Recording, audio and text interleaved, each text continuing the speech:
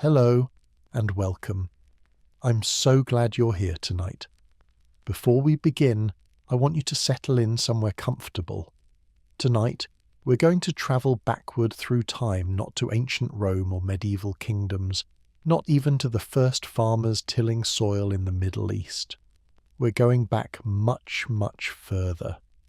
We're going to step into a world that existed 30,000 years ago, long before cities, before writing, before agriculture even existed in the minds of the people who walk through forests and across grasslands under open skies. 30,000 years.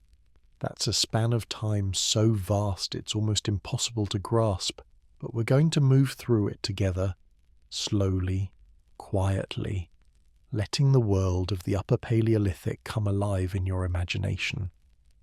When you try to picture 30,000 years ago, your mind might first reach for images you've seen in popular culture.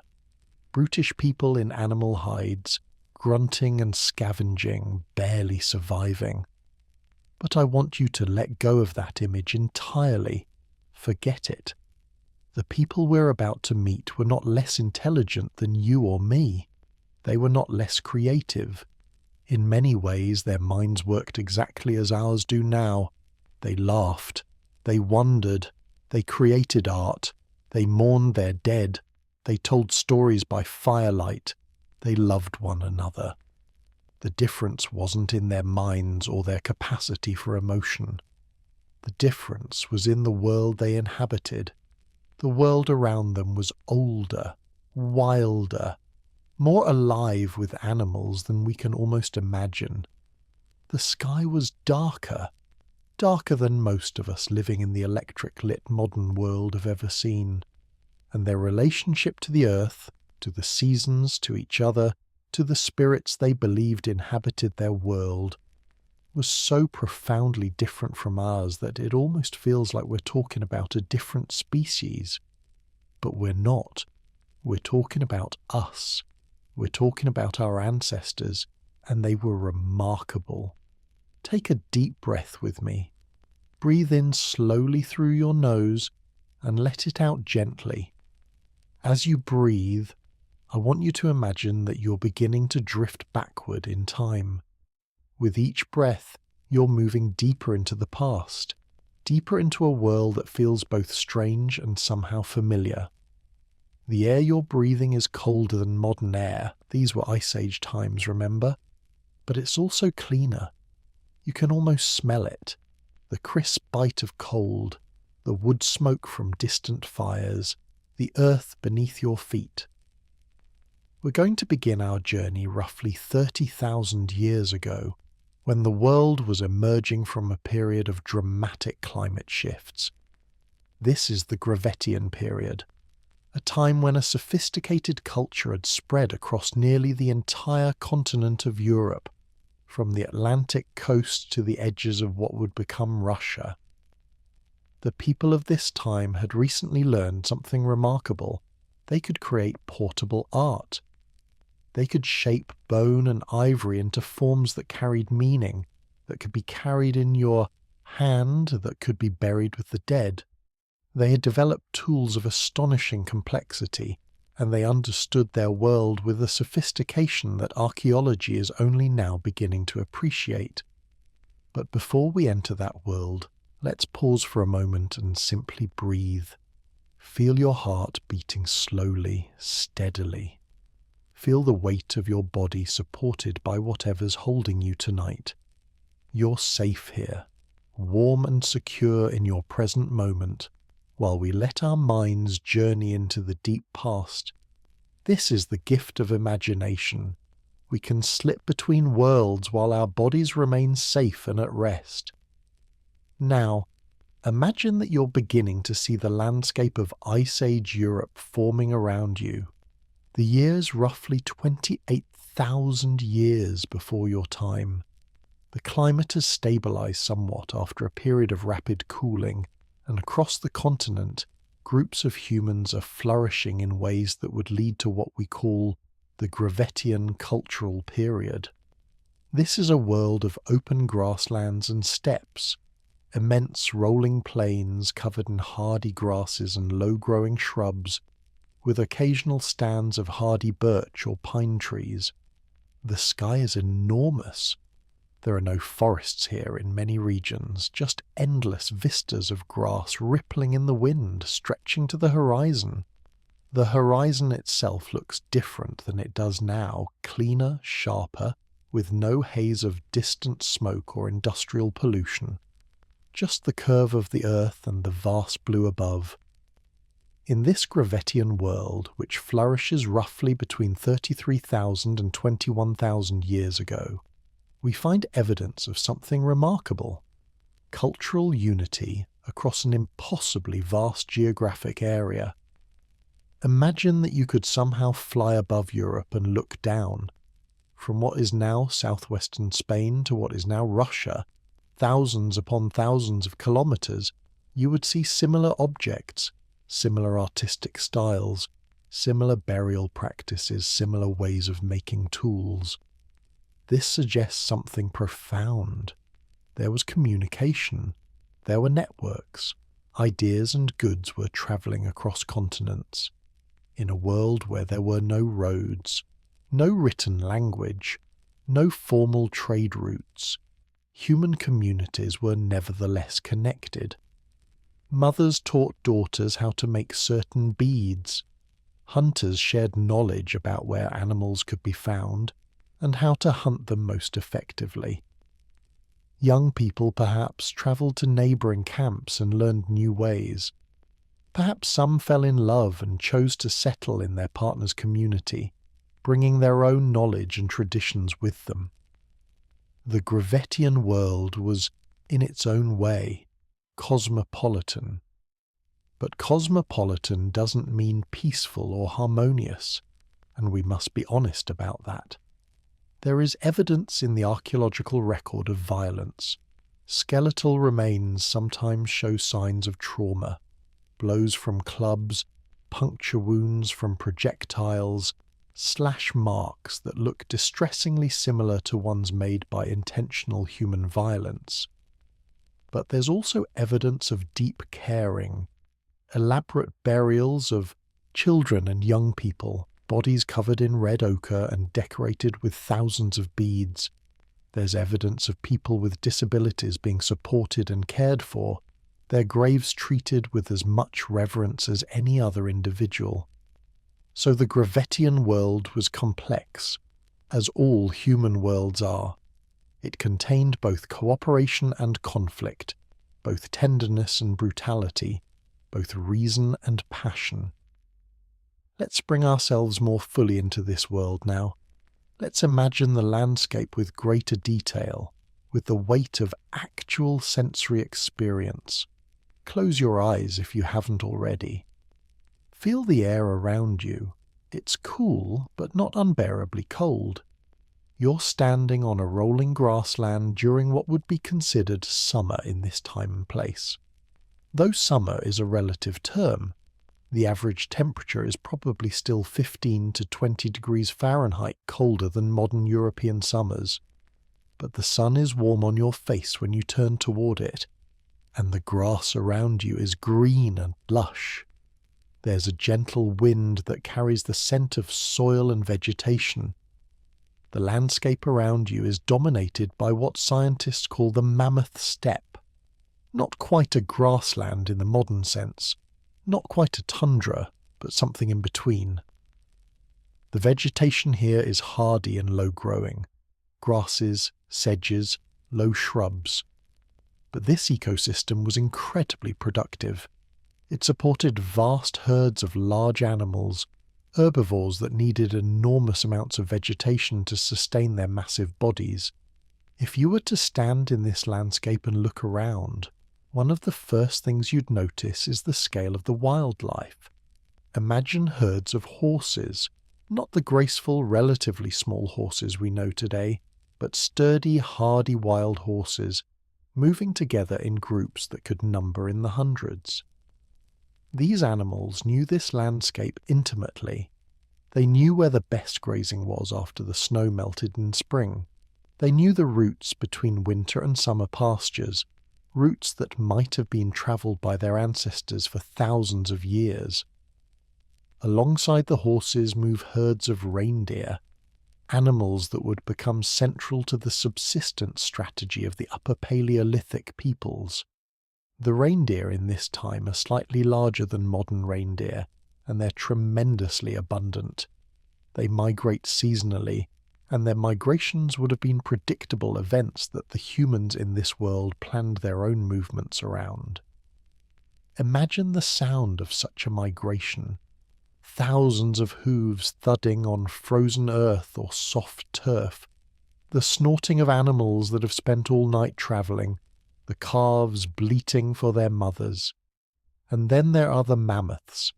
If you've only ever seen pictures of mammoths in museums or textbooks, it's difficult to fully appreciate their presence. In this landscape, they're not rare. Archaeological evidence suggests they were common enough that human hunters specifically targeted them, organised hunts around their movements, and used their bones for tools and shelter.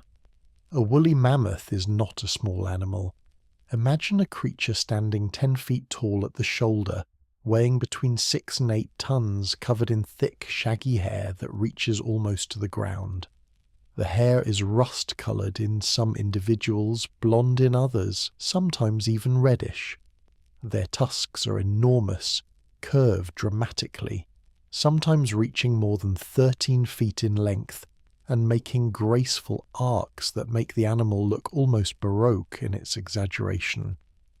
In the Gravettian world, mammoths move across the steppe in family groups, smaller than the massive herds of horses. But when you see them clearly. You see the matriarch, the wise old female who leads the group, remembering migration routes that she might have walked with her own mother decades before. You see young calves, staying close to their mothers. You see adolescent males, already showing the small tusks that will eventually grow into the massive curved weapons of adulthood. Woolly rhinoceroses share this landscape with the mammoths. These are also animals that seem almost fantastical to modern sensibilities. Stocky, powerful creatures with a thick two-horned structure on their face, adapted to scraping lichen and tough vegetation from frozen ground. They're solitary or in small family groups, less abundant than the horses or reindeer, but present enough to be familiar to the people of this time. Mixed in with these great herbivores are predators, cave lions, animals distinctly larger than modern lions, with longer, more powerful forelimbs adapted for taking down large prey. Move through the landscape. These are apex predators, and humans would have given them respect. There are wolves too, and hyenas, and the occasional saber-toothed cat.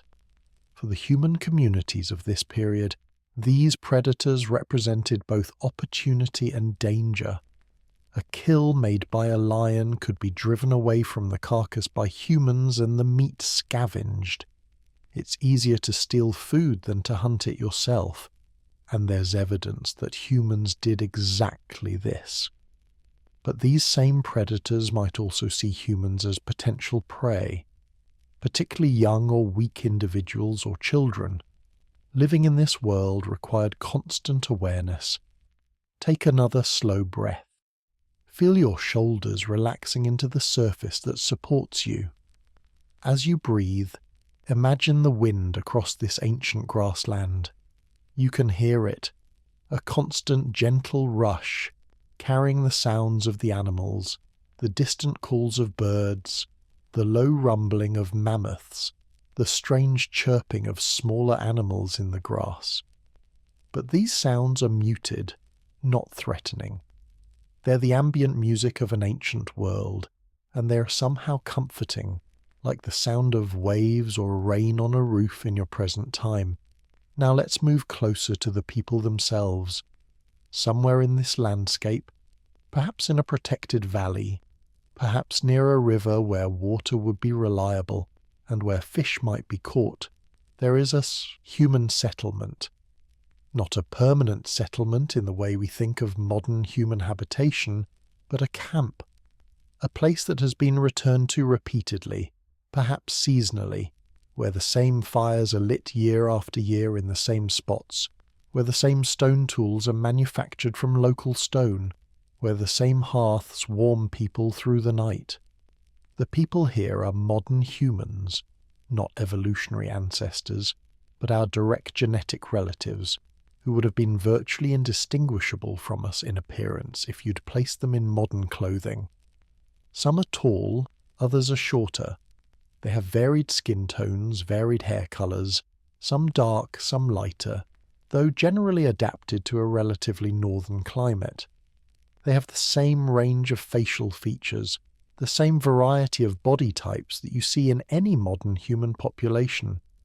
They wear clothes, and unlike what popular images suggest, these clothes are quite sophisticated. Archaeological evidence of bone needles, needles with eyes, just like modern needles, indicates that they were sewing fitted clothing. Imagine garments made of carefully sewn together hides and furs, shaped to fit the contours of the body with perhaps decorative patterns. It's cold much of the year, cold enough to require careful protection, and they've developed the technology to manage that. The camp itself is organised in a way that speaks to intentional planning. There's a central area with hearths, fires that are maintained carefully, tended with what must be considerable knowledge about fire management. The hearths are positioned strategically, and around them there are work areas. Here's where bone is being worked, where sharp flakes of stone are being created, where hides are being prepared. There are areas where people sit and socialize, where they eat meals together. There are sleeping areas where families would have curled up together, possibly on prepared beds of grass or branches covered with furs. There might be a storage area, where food that was killed weeks ago and dried or smoked is kept, where gathered plant foods like nuts or seeds are stored in woven baskets or bark containers. The camp isn't random or chaotic. It's the result of accumulated knowledge about how to arrange a living space for maximum efficiency and comfort. The people here are not isolated. Evidence from archaeology, the movement of raw materials across hundreds of kilometres, the shared artistic styles, the identical styles of beads and ornaments, suggest that they're part of a network. They trade with other groups. They know people who live 500 kilometres away. In some cases, they might have relatives in those distant groups. Young people might travel to learn new skills. Goods move. Shells from coasts appear inland. Obsidian from volcanic regions appears hundreds of kilometres away. High-quality flint from specific sources spreads across vast territories. All of this movement requires communication. It requires relationships. Some of these people are specialists. There are probably master toolmakers, individuals whose skill is recognized and whose tools are valued enough to be traded over long distances. There are certainly people who have specialized knowledge about plants, about the behavior of animals, about the night sky.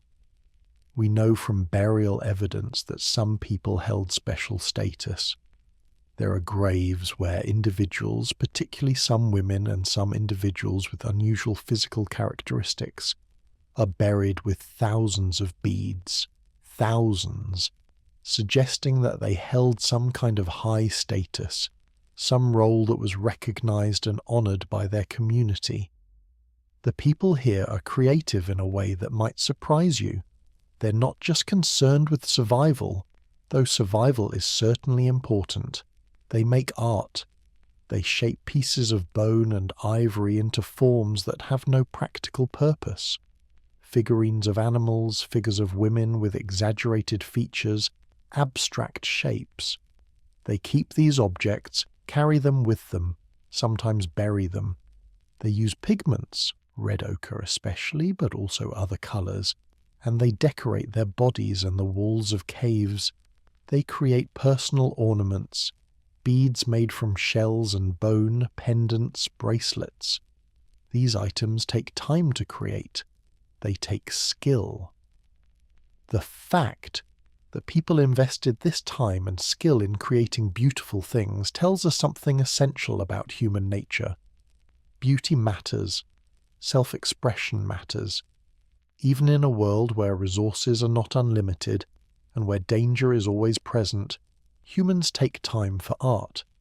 They use language, a full, complex language with grammar and abstract concepts, able to express not just immediate practical needs, but also the past, the future, hypothetical situations, emotions and ideas.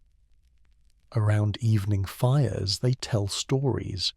Some of these stories are practical, stories about how to hunt specific animals, stories that encode survival knowledge into memorable narrative form. But some stories are surely just for entertainment, for connection, for the pure pleasure of shared imagination. They laugh, they joke, they have favourite people and people they dislike, they fall in love, they have favourite foods and favourite places, they have hopes and fears and dreams. Let's settle deeper into this moment now. Imagine that you're walking into this camp as the sun begins to set. The light is golden and low, casting long shadows across the grass. The air is cool but not cold, and there's wood smoke in the air, a scent that's been comforting to humans for hundreds of thousands of years. The fires in the camp are being tended. Someone is adding wood, and the flames leap up. People are gathering around these fires as the light fades and the darkness begins to creep in. An old man is sitting near one fire, and next to him is a younger person, perhaps a grandchild, perhaps an apprentice, watching as his weathered hands shape a piece of bone. He has a tool made from a sharpened stone, and he's using it with practiced precision, creating grooves and patterns in the bone. He's made these objects hundreds of times, and his hands move with the confidence of long experience. He might be creating a needle, or an ornament, or something more purely decorative, a pendant that will be worn or carried, an object that has meaning beyond its practical function. As he works, he talks. He explains the technique to the younger person, and he also tells stories. Perhaps he's telling about the hunt that brought down the mammoth whose bone he's now working with. Perhaps he's telling a story about an ancestor, or about a time when he was young and travelled to a distant camp and saw things that amazed him. The younger person listens, rapt, absorbing both the practical knowledge and the stories, learning to become someone who can pass this knowledge forward. A woman is preparing food near another fire, cooking meat that was killed several days ago in a clay vessel. Yes, they had clay vessels for cooking, suspended above the flames. The meat has been stewing for hours, and the fat from the animal has rendered out, making a rich broth. Around her, children are playing, probably with toys that have been made for them, perhaps small carved animals or objects that they can manipulate and throw. There's an ease here, a sense that the immediate needs are met. Food is being prepared. The fires are warm. There's safety in numbers and in the well-known location. Near another fire, a group of people are fashioning beads. These small objects, made from shell, from bone, from stone, will eventually be sewn onto clothing, strung together as necklaces or bracelets, used to decorate a person's body. The process of creating beads is time-consuming. A shell must be found, gathered, brought back to the camp. Then it must be shaped. The holes must be carefully drilled through without breaking it. The rough edges must be smoothed. Each bead is an individual act of creation. And when a person wears hundreds or thousands of these beads, as some individuals in the graves have been found wearing. It's a statement. It's a statement of status, yes, but it's also a statement of identity, of beauty, of belonging to a community that values these things. The night deepens. The stars begin to appear overhead, and in this place far from the light pollution of modern civilization, the stars are spectacular. There are more of them than most modern people have ever seen, a river of light stretching across the sky. Some of the people in the camp look up at these stars. They recognize patterns in them. They know which constellations tell them when to expect certain animals to migrate, when to expect certain plants to be ready to harvest. There might be people here who understand astronomy better than most modern humans who haven't studied it formally. There might be shamans, spiritual specialists who look at the stars and read meanings in them, who interpret the cosmos for their community. Or there might simply be the accumulated knowledge of a people who have watched the sky for thousands of years and learned its patterns. As you sit by these fires, feeling the warmth, hearing the gentle murmur of voices, smelling the cooking meat and the wood smoke, you begin to understand something. This isn't a harsh, desperate existence, barely clinging to survival. It's a life with pleasures, with beauty, with meaningful work and rest. It's a life where the mind is engaged and active, where creativity and problem-solving are valued, where people gather together and share experience. It's not our life. The concerns are different. The dangers are real and present in a way they're not for most modern people. But it's recognizably human. These are people like us, and we can understand them, can appreciate what their world was like. Now let's shift our perspective and think more deeply about the structure of this world. The Gravettian culture that we've begun to envision dates from roughly 33,000 to 21,000 years ago, though the dates are approximate. Archaeologists use calibrated radiocarbon dating to determine age, but there's always some margin of error, and the standard deviation can be quite large. So when we say 33,000 years ago, we mean roughly that, within a few hundred or few thousand years. The Gravettian is characterized by particular technological innovations and particular artistic styles that show up across Europe with remarkable consistency. The Venus figurines, small carved figures of women with emphasized features, appear across thousands of kilometers. The tools show characteristic forms. The burial practices follow identifiable patterns. What's perhaps most remarkable about the Gravettian is that it appears across such a vast territory with such cultural coherence. We find Gravettian sites from Spain to Russia, from France to the Mediterranean. In each place, the local people adapted to local conditions. The animals available to hunt varied. The vegetation was slightly different. The climate had local variations. But the underlying cultural pattern was the same. This suggests something that might surprise those who imagine the Upper Paleolithic as a time of isolated, disconnected bands. These people had communication networks. They had ways of staying connected across vast distances. They probably had shared mythologies, shared understandings of the cosmos, perhaps even shared spiritual practices. Let's move now to understand more about how people actually lived. What did a day look like? What were the rhythms that structured existence? Imagine that you're one of the younger members of a band, strong and healthy, with good eyes and good hearing. You wake before dawn, not because of an alarm, but because your body has learned the rhythm of the camp.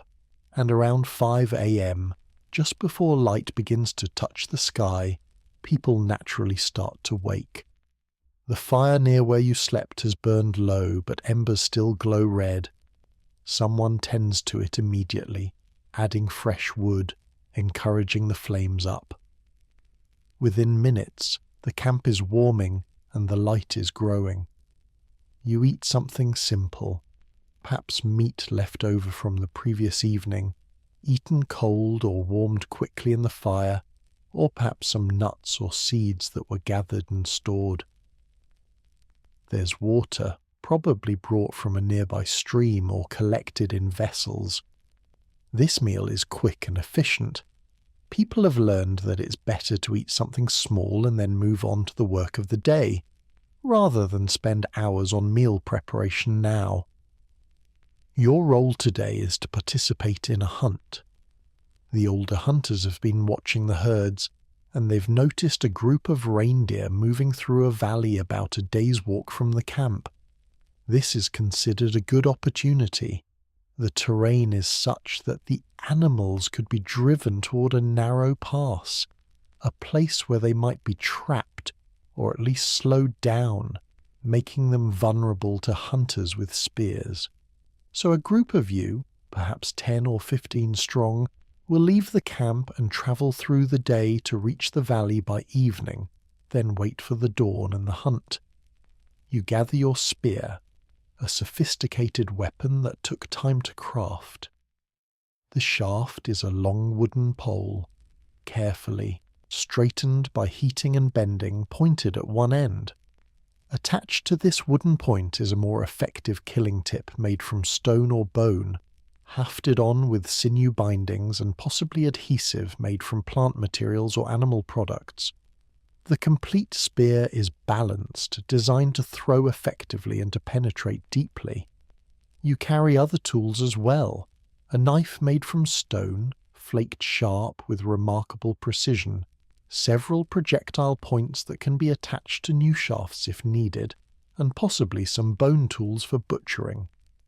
You might also carry a spear thrower, a device with a hook that holds the base of the spear and extends the length of your throwing arm, increasing the force and accuracy of the throw. This technology is not new. Spear throwers have been in use since the Aurignacian period, roughly 10,000 years before the Gravettian height. But they've been refined and improved over the millennia. You travel with your companions.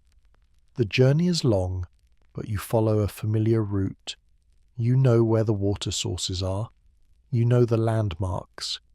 The landscape around you is open grassland, with occasional stands of trees near streams. The sky is vast. The wind comes from the north and is cold, but your clothing, well-made, fitted garments made from carefully prepared hides, keeps you warm. You have experienced a few snows already in your life, and you've learned how to manage an extreme cold, but this day is relatively mild for the season. As you walk, people talk. There's humour, jokes about someone who stumbled or teasing about romantic entanglements in the camp. There's discussion about the animals you've seen, about the route you're taking, about camps that other members of your group have visited. There's singing too, almost certainly. Humans have been singing for tens of thousands of years, and the rhythm of walking seems to naturally invoke song. The songs might be wordless melodies, or they might be narrative songs that tell stories, that encode information about the world, that bind the group together. By evening you've reached the valley. A scout was sent ahead hours ago and confirmed that the reindeer herd is still in the area. The hunters make camp in a sheltered spot, far enough from where the animals are that the animals won't be disturbed by your presence and smell. You light a fire, carefully, using a fire-starting kit that's maintained constantly. Fire is not a casual thing. It requires specialized knowledge and special materials.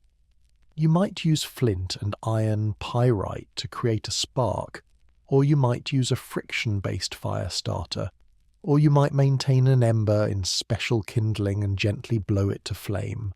However you create it, the fire is precious and tended carefully. The night in the valley is cold and clear. The stars are brilliant overhead. Some of the hunters use this time to discuss strategy. The herd has been moving toward the narrow pass, which is good. Tomorrow, some hunters will position themselves in the pass and on the high ground around it, while others will move in from behind the herd, making noise and driving the animals toward the trap. The strategy is discussed, debated, refined. This is not a casual activity. The success of the hunt might mean the difference between good nutrition for the camp and scarcity. But equally, a failed hunt is not catastrophic. The camp has stored foods. Other members of the camp might be gathering plants or fishing, and there will be other hunts. Morning comes early, and the hunters move into position. The anticipation is high. You can feel the energy in the group, a focused attention. Some hunters are nervous. This is part of the thrill, the danger. A reindeer, even with its relatively small size compared to a mammoth, is still a powerful animal with sharp antlers and strong legs. A hunter can be kicked, gored, trampled. Hunting is not a safe activity, but the hunt itself, when it comes, is almost anticlimactic. The animals are driven from behind, and they bolt toward the narrow pass exactly as expected.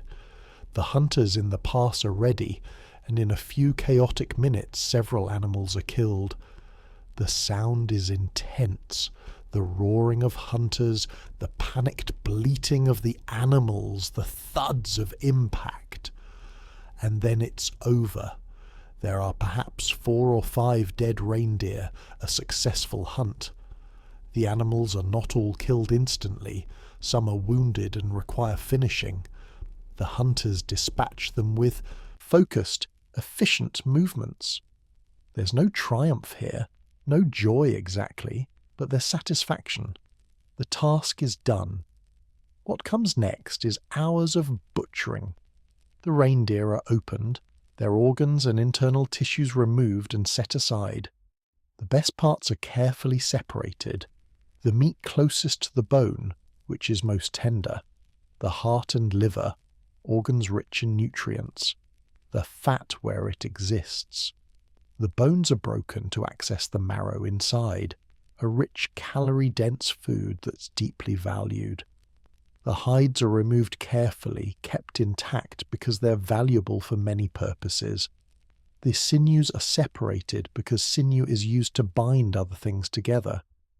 The hunters work with practiced efficiency, using sharp stone knives that they understand intimately. Their knowledge of animal anatomy is deep. They know where to cut to separate meat from bone most easily. They know which parts are most valuable. They know how to preserve meat. Some will be eaten fresh around the fire, some will be dried or smoked for transport back to the camp. Some might be buried in a cold cache to keep for later. By evening, the hunt is complete. The bones have been organized. Long bones that will be useful for tools are set aside separately. Horns and antlers are tied together. Skulls are grouped. Everything is used. Nothing is wasted. What cannot be immediately transported is cached, hidden carefully and marked so that it can be found again if needed. The journey back to camp takes 2 days, and the hunters are laden with meat and materials. It's hard work, but there's a sense of accomplishment. When they arrive at the camp, there's celebration. Fresh meat is a cause for real joy. Fires are built up, and meat is cooked and shared. People gather together to eat and to hear stories about the hunt. The successful hunters gain prestige. There's gratitude toward those who took risks and worked hard to bring food. But not every day is a hunt. Many days hunting doesn't happen, and the camp, particularly the women and younger people and older people, is engaged in other essential activities. Gathering is as important or perhaps more important than hunting for regular sustenance. Throughout the year, depending on the season and location, there are plants to be harvested. In late summer and early fall, nuts are gathered. Hazelnuts are particularly valuable. They're rich in fat and calories, and they can be stored for months if kept dry. The gathering of nuts and processing them is immense work. The shells must be cracked, the kernels extracted, and sometimes the kernels are processed further, ground into a paste or flour that can be stored or mixed with other foods. This work might be done by hands over days, creating a slow, meditative work that happens in the camp near warmth and safety. Seeds are also gathered. Evidence from sites in the Levant shows that people in this era were harvesting wild grains, developing sophisticated techniques for using sickle-like tools to cut seed heads and collect the seeds. These seeds could be ground into flour or eaten whole. The knowledge required to know when seeds were ripe, how to harvest them without losing too many, how to process them, how to store them so they didn't spoil, all of this knowledge would have been accumulated over many generations and carefully passed down. Water is gathered and maintained. Most camps are positioned near sources of fresh water, and someone's job every day is to ensure that water is available. This might involve breaking ice in winter, digging for water where it's hidden underground, or simply carrying it from a source to the camp. Water is life, and its reliable availability shapes settlement patterns. Fuel for fires must be gathered constantly. In a landscape that's not heavily forested, fuel might be grass, dried animal dung, even bone, all of which burn reasonably well. Bone, particularly mammoth bone, burns hot and long and would have been valuable. Someone in the camp spends time every day collecting fuel, and this task probably fell often on younger people, or people with fewer other responsibilities. As the seasons shift, different plants become available. Berries in summer, mushrooms at certain times, tree bark and inner wood in winter when other foods are less available, birds' eggs in spring. All of these foods, gathered in their seasons, make up an important part of the diet. The knowledge required to know which plants were edible, which were poisonous, when they were at their peak nutritional value, where they grew, this knowledge was immense and was carefully maintained. Let's pause here and return to rest for a moment. Imagine yourself now in the evening, back at the camp full of warm food, sitting near a fire with the day's work done. Around you, people are engaging in the social activities of early evening. Someone is creating beads. Someone is retelling a story. Children are playing with toys. An older person is teaching a younger person how to flake stone properly. The fire crackles and the smoke drifts upward. The day has been full of purposeful activity, either hunting or gathering or crafting or teaching. And now there's time for rest and social connection. Your breathing can slow here. Feel the sense of accomplishment, of a community functioning well, of basic needs met. This is the reality of Upper Paleolithic life much of the time, not desperate survival, but stable existence, with regular food, social connection, creative and spiritual pursuits. Of course, there are dangerous times. Winter is harder than summer.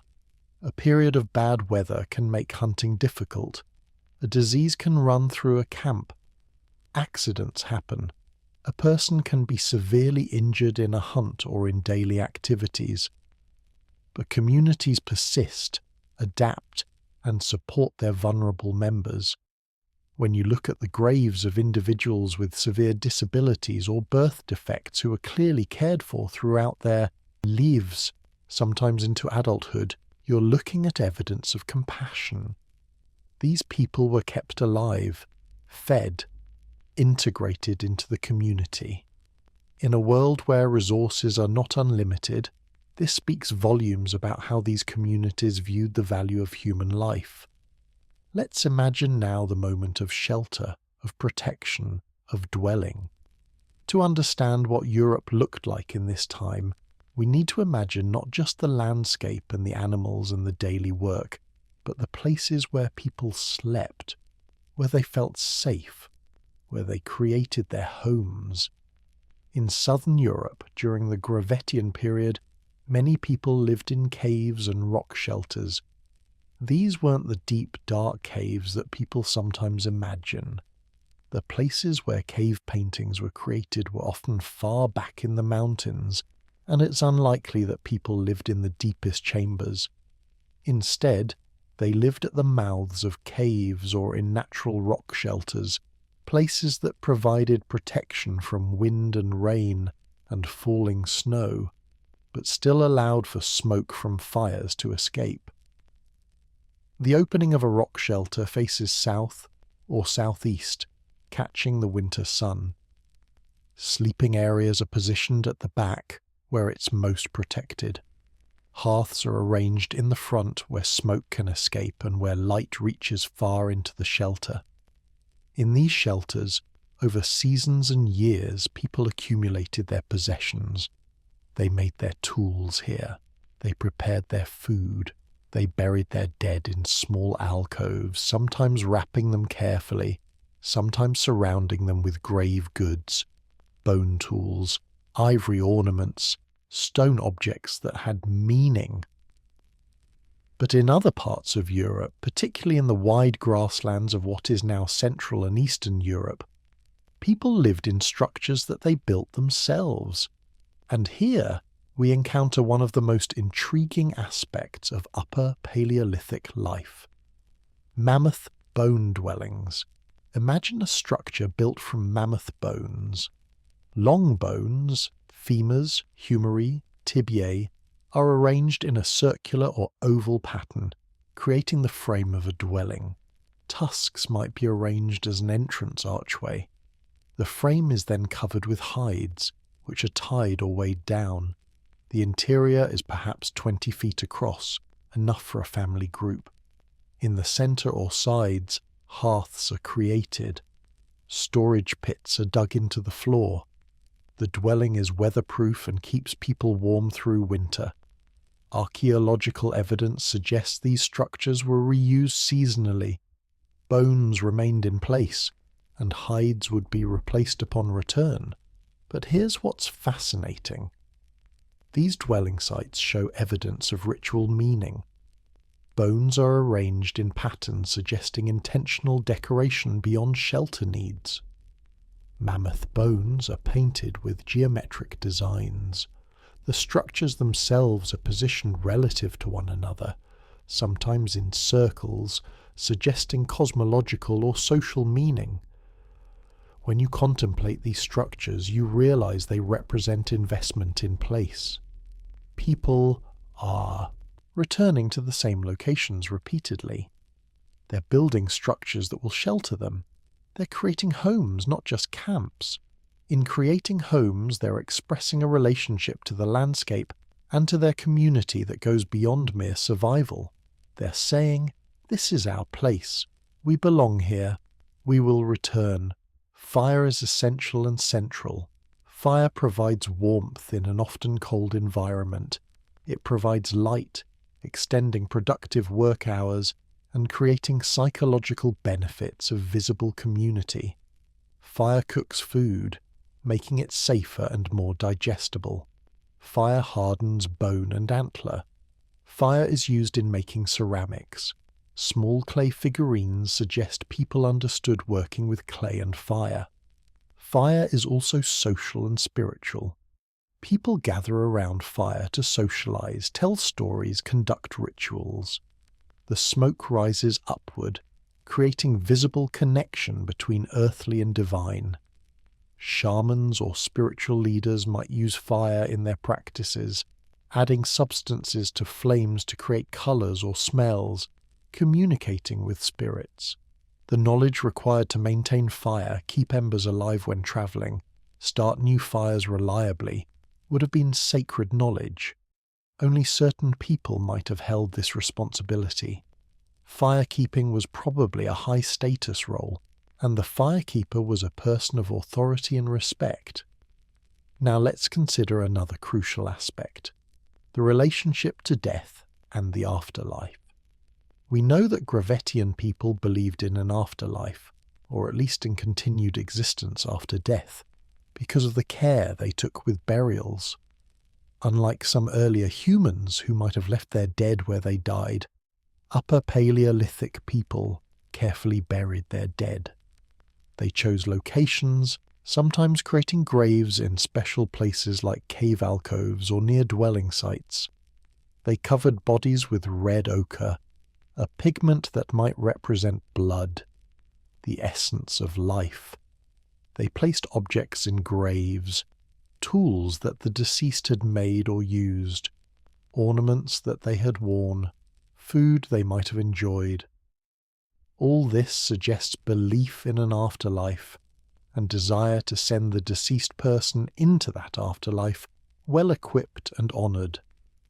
The most dramatic graves are those of high-status individuals. At Sunghir, in what is now Russia, a grave was discovered containing an adult male, his body covered with thousands of beads, arranged in patterns that must have adorned his clothing. He was buried with ivory carvings, spear throwers, and other valuable items. Near him were graves of two adolescents, possibly his children, also buried with hundreds of beads and valuable objects. The arrangement of beads suggests they had covered complete garments, meaning enormous labour had been invested in creating beaded clothing for these individuals. The fact that they were dressed this way for burial suggests that status and visible display of wealth were important in this society. But not all special burials were of adults. Sometimes individuals with physical anomalies, club feet, dwarfism, or other conditions that would have made certain kinds of work difficult, were buried with special care and respect. This suggests these individuals might have held special roles in society. Perhaps they were healers or shamans, individuals whose role was based on spiritual or intellectual capabilities rather than physical prowess. Perhaps their physical difference marked them as beings with special spiritual significance. Regardless, the care taken with their burials suggests society valued difference. Children, even infants, were treated with respect. Burials of small children show careful placement and sometimes grave goods, suggesting young people were mourned and honoured. The loss of a child in a world where survival rates were low and childhood mortality was high was clearly understood as a tragedy. Communities grieved for lost children and performed rituals to help them into the afterlife. These burial practices give us a window into the emotional and spiritual life of Upper Paleolithic people. These are people who loved, who mourned, who believed in meaning beyond this life, who invested enormous effort in honouring their dead. If we're looking for evidence that these were thinking, feeling, deeply human people with complex inner lives, graves provide that evidence abundantly. Now, we need to explore another vital aspect: the artistic and symbolic world. The Upper Paleolithic is famous for cave paintings, but art took many forms. Small carved figurines appear throughout Gravettian sites. These Venus figurines, small carved figures of women with emphasized features, appear across thousands of kilometers. This consistency across vast distances suggests shared cultural understanding about human form, fertility, or femininity. But there's also mobiliary art, portable pieces. Animal figurines carved from mammoth ivory show extraordinary skill. Lion-man figures suggest therianthropic, human-animal hybrid beliefs. Ornamental objects include bone tubes, rings, beads, pierced teeth, and shells worn as necklaces. Each piece represents investment of time and skill in creating something beautiful. Pigments and ochre are abundant at sites. Red ochre particularly appears everywhere, covering bodies in burials, used in caves, smeared on tools. Charcoal, manganese dioxide, and other colours appear in cave paintings. Abstract symbols appear too. Circles, triangles, zigzags, lines, hand stencils, suggesting complex symbolic systems. The cave paintings themselves are remarkable. Chauvet Cave in France contains lions, rhinos, bison painted 37,000 years ago. Hands are stenciled on walls. Lascaux shows horses, bison, bulls with sophisticated polychrome technique. Altamira depicts bison in stunning naturalistic detail. Pêche Merle shows spotted horses. These paintings required sophisticated understanding of pigments, application techniques, light, composition, and animal anatomy. But what were they for? Hunting magic? Ritual killing of painted animals to ensure successful hunts? Fertility rites? Venus figurines linked to female reproduction, possibly shamanic practice? Group identity? Shared artistic styles maintaining social cohesion across vast distances? Astronomical knowledge? Tentative evidence of celestial observation? Acoustic properties of caves deliberately exploited for ritual? Most likely they served multiple functions simultaneously. The categories we use to classify art, functional versus aesthetic, sacred versus secular, are modern categories that don't necessarily apply to Paleolithic art. What we can say is that creation of these paintings required sophisticated knowledge, skill, and sustained effort. This wasn't casual. This was a serious, meaningful cultural practice. Let's imagine ourselves now in a Magdalenian cave, a later period, perhaps 17,000 years ago. It's night, and you've come here with a group of people from your band. You've travelled through darkness carrying torches made from animal fat and fibre. The light from torches is flickering and unreliable, casting dancing shadows on walls. The sound in the cave is different from outside. Voices echo slightly, sound carries differently. The space feels ancient and sacred. You're here for a purpose, perhaps a hunting ritual, perhaps a coming-of-age ceremony, perhaps spiritual communion with animal spirits depicted on the walls. As you move deeper into the cave, you see the paintings. In uncertain torchlight, they seem almost alive. A horse seems to move and shift. A bison seems to turn. The art created perhaps centuries before still holds power, still communicates, still evokes emotion and wonder. The air in the cave is cool and slightly damp.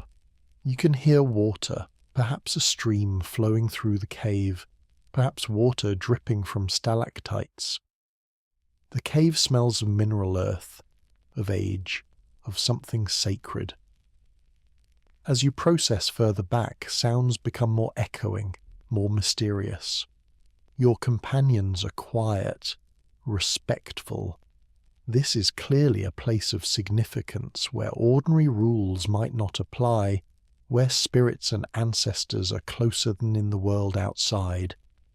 We don't know exactly what ceremonies happened in these caves, but handprints on walls, probably made by blowing pigment around a hand held flat against stone, suggest people marked their presence. Perhaps these handprints were like signatures saying, "I was here, I was part of this sacred moment." Perhaps they were offerings to cave spirits. Perhaps they were records of participation in ritual. But the repeated impression of hands, sometimes different sizes suggesting children and adults together, suggests something communal, something shared, something meant to be remembered and valued. Now let's understand the broader pattern of how Upper Paleolithic people created social structures and networks, The evidence suggests they were far more connected than we might expect. Raw material movement is the key evidence. Obsidian from volcanic regions is transported hundreds of miles. High-quality flint from specific quarries is distributed widely. Marine shells, mollusks, are found far inland in Central Europe and Russia. Amber is traded across northern regions. This material movement wasn't random.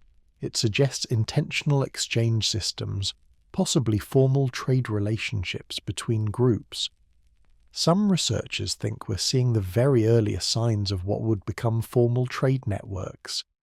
The consistency of Venus figurine styles across 2,000 plus kilometers suggests either rapid cultural diffusion or shared ideological frameworks maintained through exchange networks, perhaps evidence of a pan-European cultural phenomenon. The bead exchange is particularly telling. Consistent types and materials appear across distant sites, suggesting specialized bead makers and trade networks. Each bead is individually created.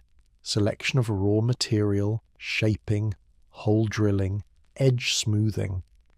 A person wearing thousands of beads was wearing the accumulated labor of hundreds of craftspeople across weeks or months.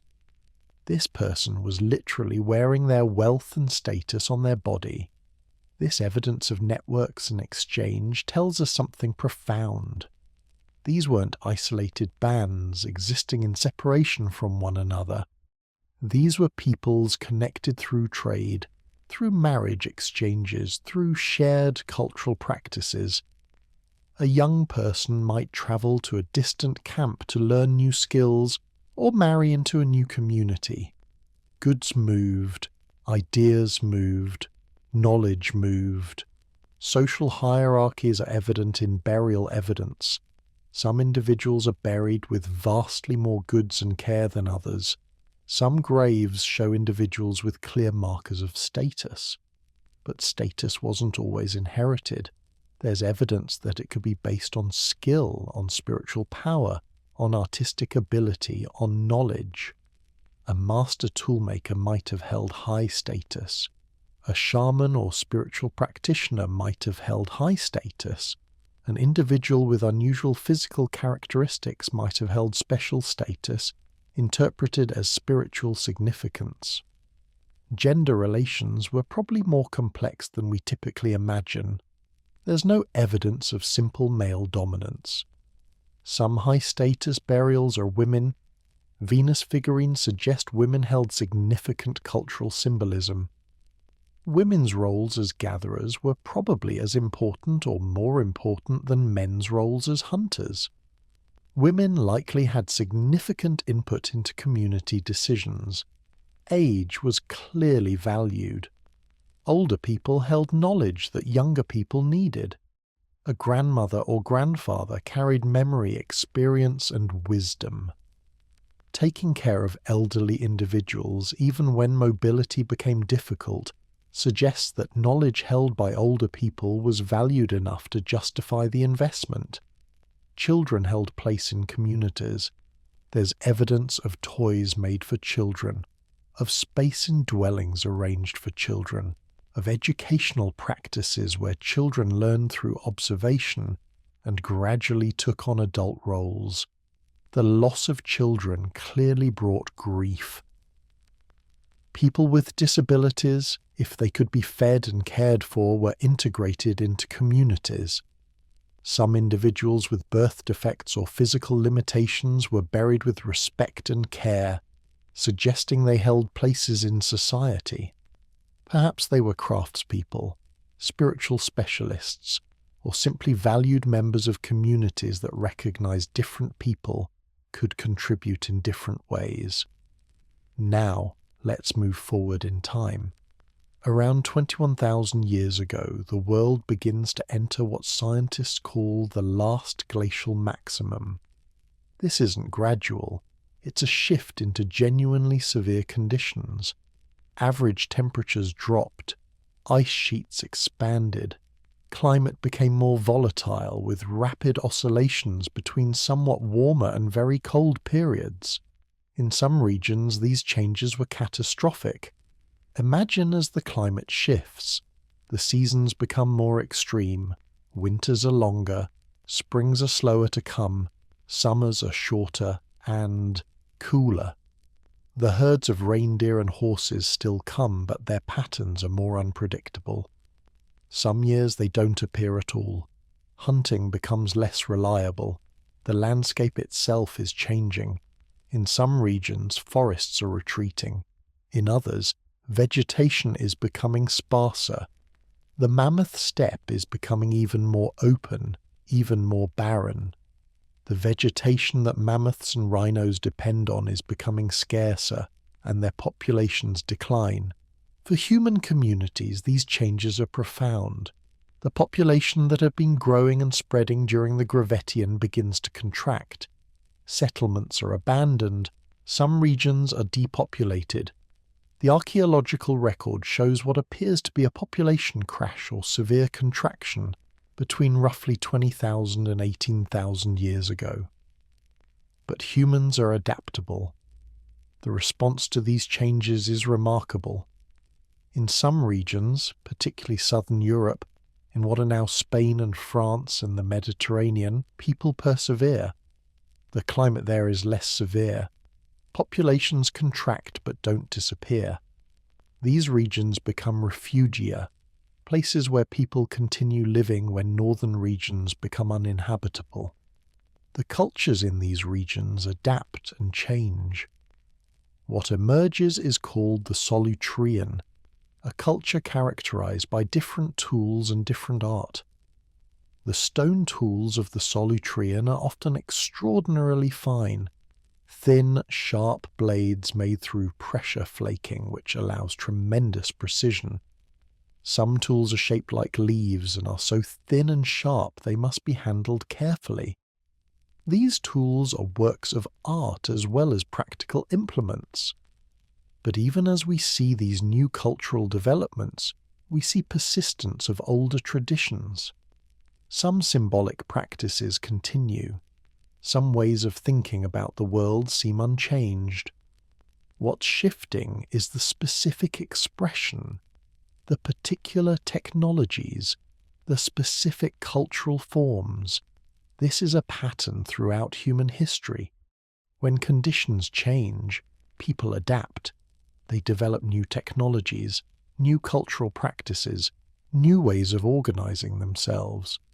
But the underlying human needs and capacities remain constant.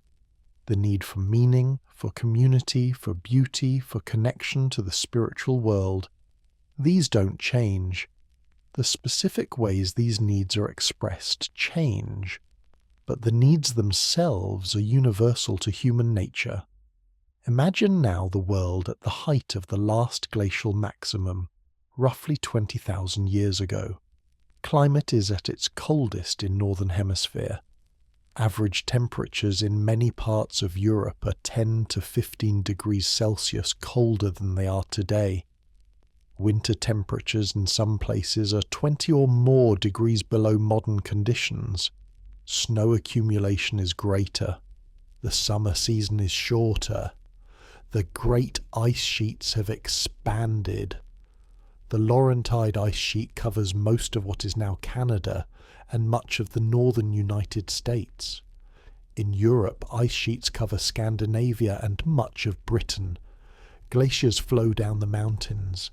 Sea levels are lower than ever been in human history, roughly 120 meters lower than today. The continental shelves are exposed. Where there is now sea, there is then dry land. Because of these lower sea levels, the coastlines of Europe are completely different. France extends farther into what is now the Atlantic. Spain's coast is much farther west. The Mediterranean is smaller, with different shaped coastlines. And England, what is now the British Isles, is connected to mainland Europe by a vast land bridge, a plain that will be called Doggerland in later history.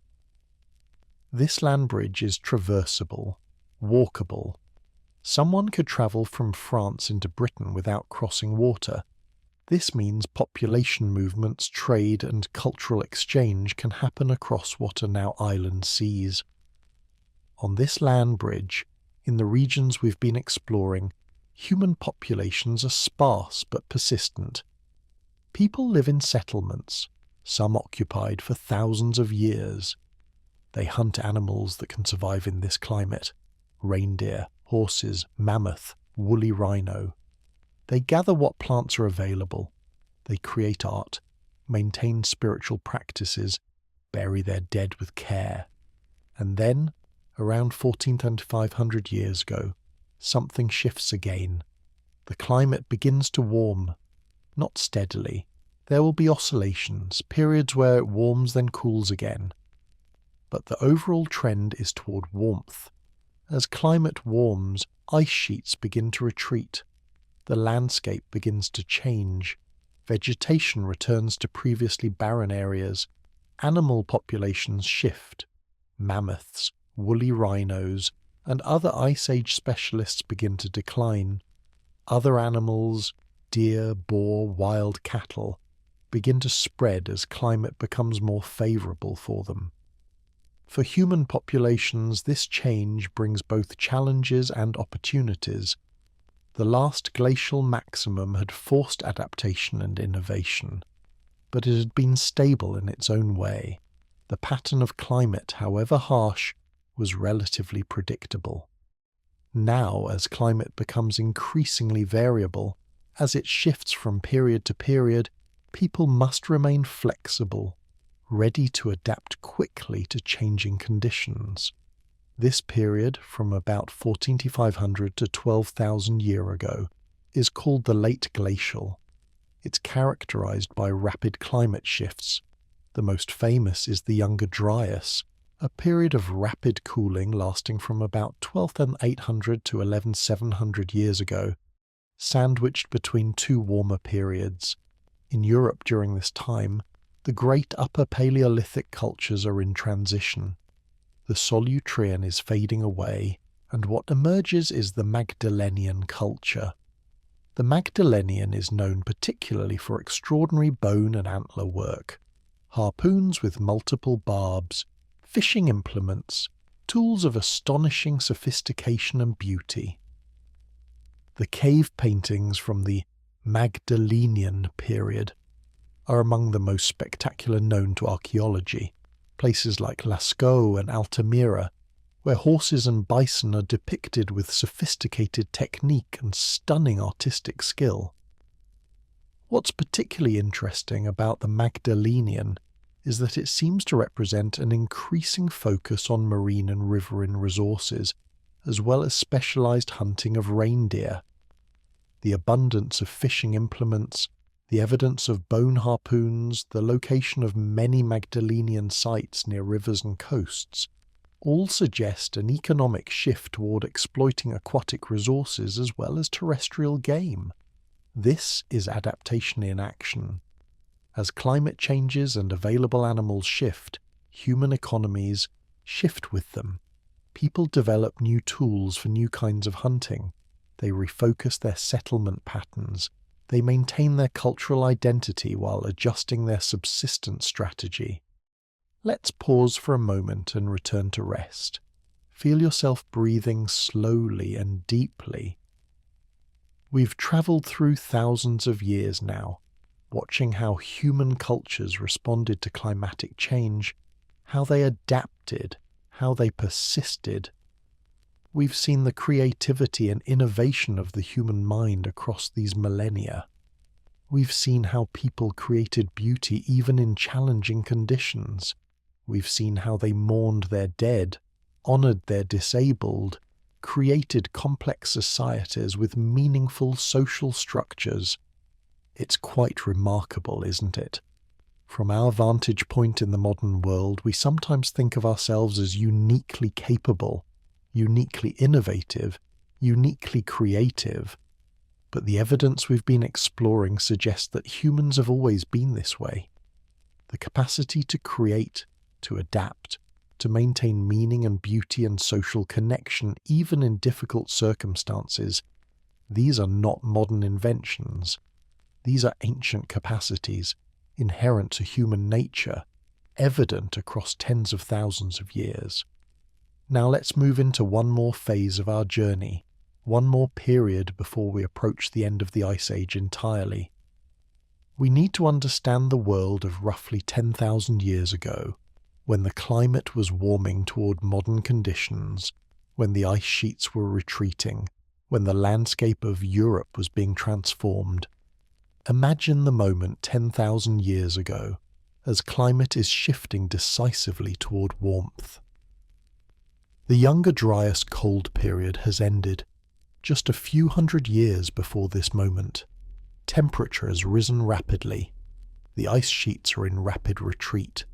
The permafrost, the permanently frozen ground that had characterized much of Europe, is thawing. The landscape is becoming wetter. Forests are beginning to spread. The animals are responding. Reindeer, which had been common across much of Europe, are retreating northward, following cooler climate they prefer. Mammoths are already extinct in most of mainland Europe, surviving only on isolated islands. Woolly rhinos are gone. The great herds of horses have fragmented and moved.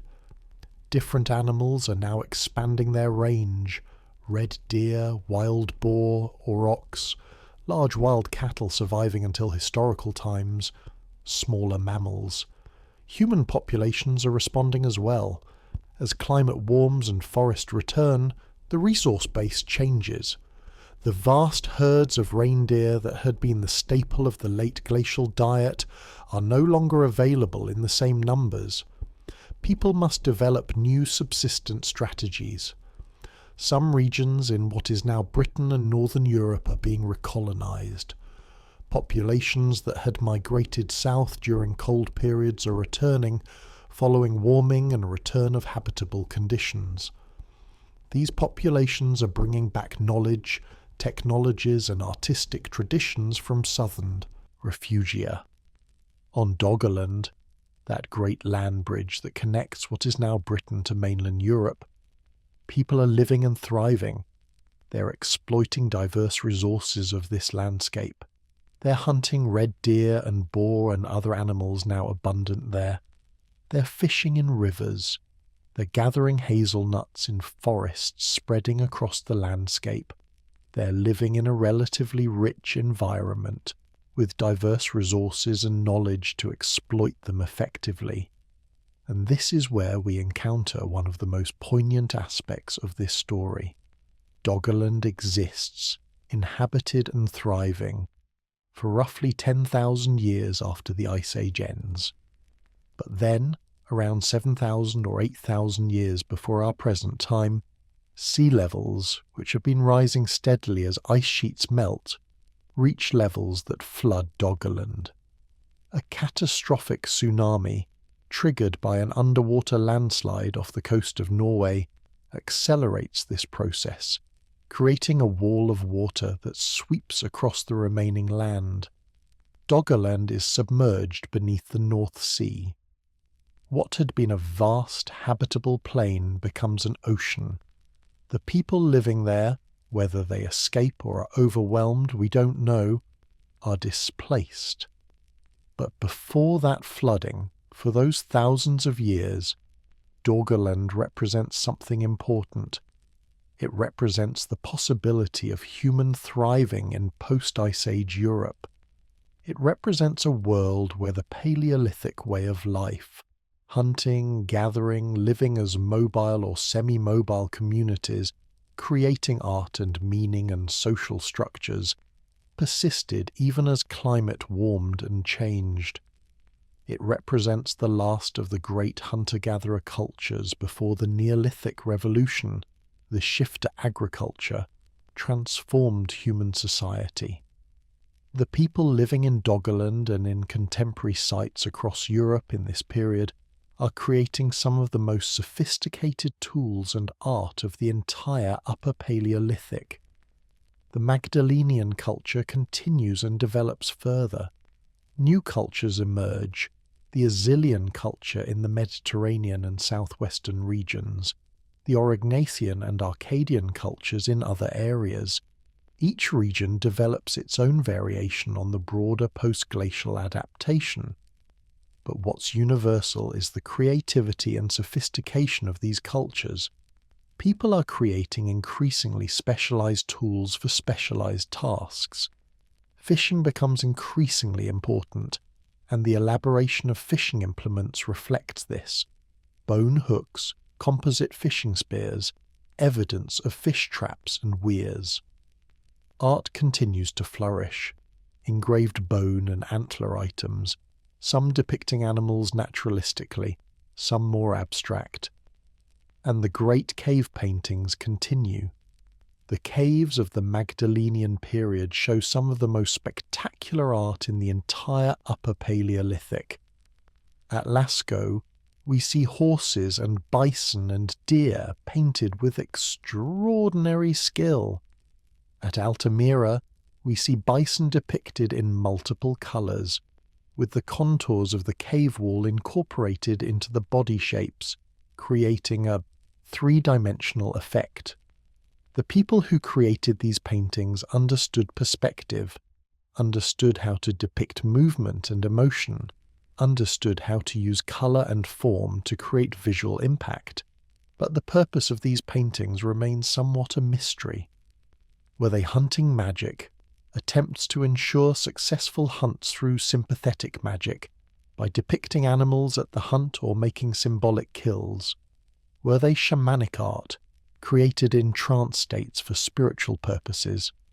Were they markers of territory or cultural identity?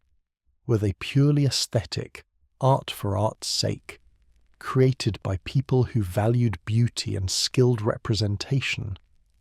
Most likely, they were all of these things simultaneously. What we can say is that the creation of these paintings required sophisticated knowledge and skills. Pigments had to be made or found. The pigments had to be mixed with binders, possibly animal fat or plant materials, to make them adhere to cave wall. Brushes or applicators had to be created. The artist had to understand the qualities of the pigment, how it would look when applied, how it would change as it dried. The artist had to have studied the animals depicted, understood their anatomy, and their characteristic postures.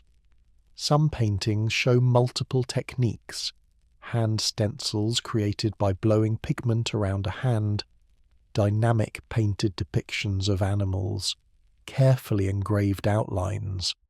All of this suggests not casual or utilitarian art, but a sophisticated artistic tradition, maintained and refined over many centuries.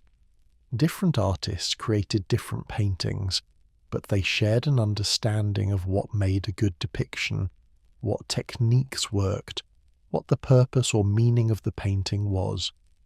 As we approach the end of the Ice Age around 10,000 years ago, this world is still thriving.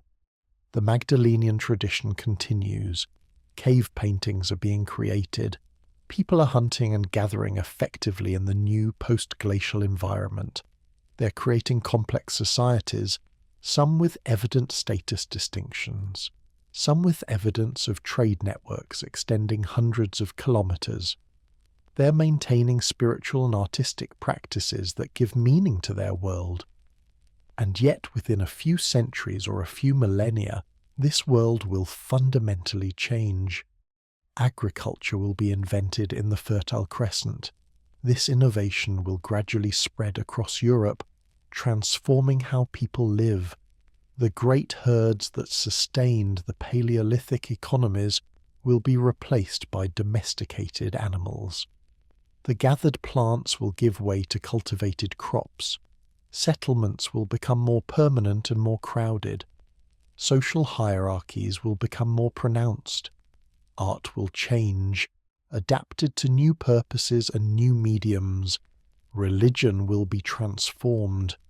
The whole structure of human society will shift from a Paleolithic pattern that had persisted for tens of thousands of years to an agricultural pattern that will eventually lead to civilization as we know it. But for now, on the eve of this transformation, we can appreciate the world that existed, the human cultures that thrived and persisted through tens of thousands of years of change. We can understand the creativity and sophistication, the meaning and beauty that characterized Upper Paleolithic European life.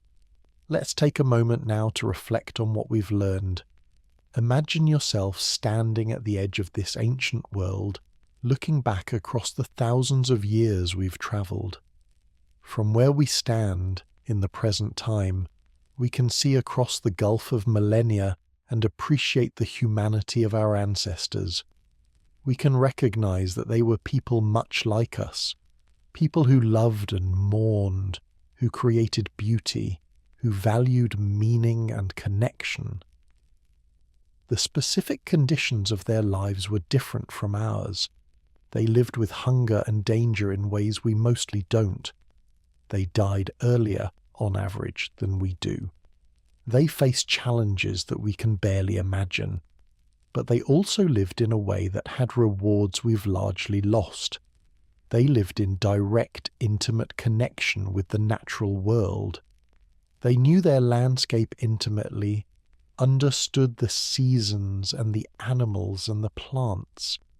They lived in communities where they knew everyone, where their actions had immediate social consequences, where their role was clear and recognized.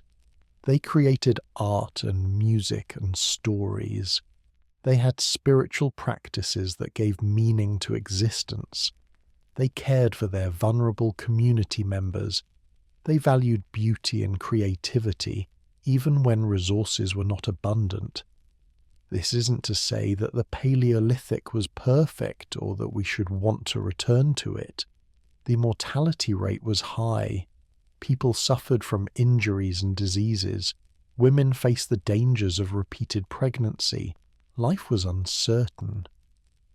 But there's something in this way of living that speaks to something in us, something that recognizes the beauty and meaning of a human life lived in close connection with community and with the natural world. As we close our journey through this ancient world, let's return fully to our present moment. Feel yourself here, now, in your safe place, warm and supported. The time travel we've undertaken is complete. The 30,000 years we've surveyed have passed through our imagination, and we've arrived back at our present day. You can carry with you the knowledge we've shared. You can carry with you the appreciation for the sophistication and beauty of Paleolithic life. You can carry with you the understanding that humans have always been creative, always been capable of finding meaning in their world, always been able to create community and beauty even in challenging circumstances. The Ice Age is long past. The mammoths are extinct. The Paleolithic way of life has been replaced by agricultural and industrial societies. But the human capacity for meaning, for beauty, for love and compassion and creativity, these ancient inheritances persist in us. We carry them forward, expressed in new forms suited to our modern world, but fundamentally the same. And so I thank you for travelling with me through this ancient world. I hope you found the journey meaningful, and that you can rest now with the knowledge and the sense of wonder that this incredible past provides.